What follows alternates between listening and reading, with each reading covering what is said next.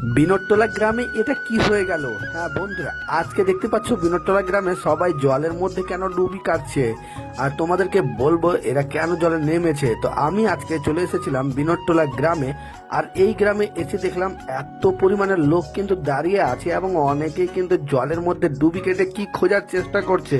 তো বন্ধুরা, ভিডিওটা ভালোভাবে দেখতে থাকো এবং সম্পূর্ণ ভিডিওটা দেখো, তোমরা ঠিক বুঝে যাবে কি জন্য এরা জলের মধ্যে ডুবি কাটছে এবং এরা উপরে দাঁড়িয়ে কি করছে।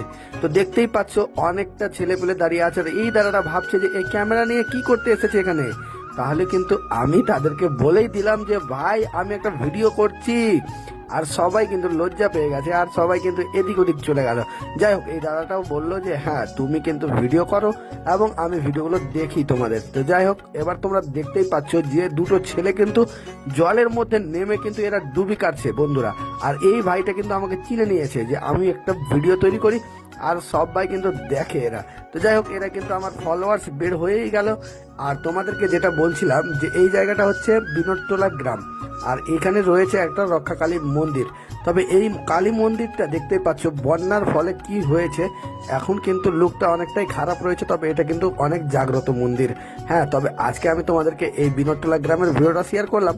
আর যে দেখলে যে জলে ডুবে তারা কি করছিল, তারা কিন্তু জাগ উঠেছিল। তো ভিডিওটা কেমন লাগলো অবশ্যই জানাবে।